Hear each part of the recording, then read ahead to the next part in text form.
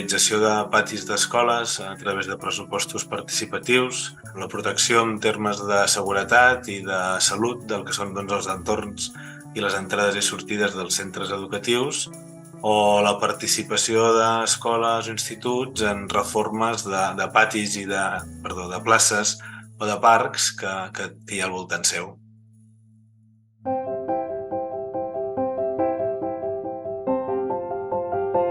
El que destacaria és el projecte Fem un jardí, que és un projecte que va iniciar-se ja l'any 2001 i que és un projecte que ha tingut diferents reconeixements i premis. El que tracta és que l'alumnat d'un centre educatiu participen en la reforma d'una plaça o d'un parc del seu entorn. Una part molt important ha sigut la naturalització d'aquest espai, la introducció del verd, des d'una mirada de la infància i de l'adolescència, així com també dels propis espais, perquè siguin espais adients pel lleure i pel joc, tant en quant a elements típics de parcs infantils, de jocs, però també el propi espai que sigui un espai que fomenti això, el joc, el verd i la natura. Aquest és un projecte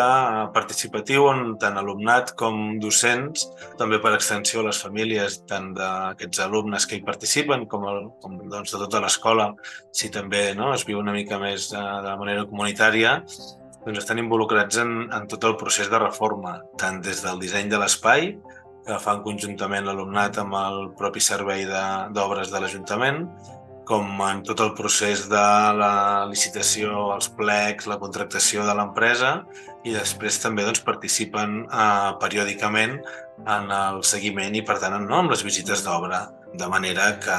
el que fa és un projecte que té un alt valor educatiu, però també del sentiment de pertinença i d'estima i de cura d'aquell lloc per part de l'alumnat, tant de que hi ha participat com dels seus companys com de les famílies.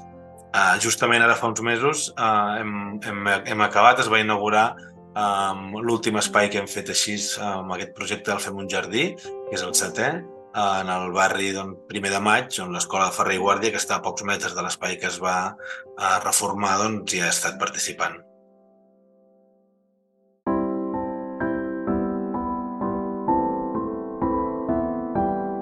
Pel que fa als projectes de futur o com encarem aquest treball tan necessari per la lluita contra el canvi climàtic i relacionat amb els centres educatius, que segurament és aquell espai que ens permet una major transformació, tant perquè amb el material amb el que treballes són infants i adolescents que acabaran sent els futurs empresaris, polítics, líders, i per tant aquesta conscienciació és important treballar-la amb ells, però també perquè sabem que allò que es treballa a les escoles en molt bona part després també es trasllada a les pròpies famílies i a les pròpies llars, i per tant els nostres infants i adolescents són sempre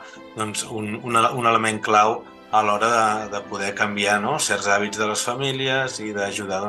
a transformar aquest entorn, perquè al final pensa globalment, actua localment, aquí és una peça clau. I en quant a qüestions concretes, segurament a nivell més d'obra, relacionat amb els centres educatius, seguim aquesta naturalització dels patis, que nosaltres les fem a través dels pressupostos participatius, amb aquestes transformacions, d'una banda perquè hi hagi més verd, també per canviar una mica el sentit educatiu que aquestes últimes dècades han tingut els patis, tota aquesta renovació pedagògica que està apareixent, i alhora que aquests patis puguin ser espais oberts de la ciutat. Ara mateix a Granollers tenim 3 patis oberts, que durant els caps de setmana i les èpoques de vacances estan oberts a la ciutadania, però la idea és si podem naturalitzar i convertir alguns patis més de la ciutat en refugis climàtics, que la resta de la ciutadania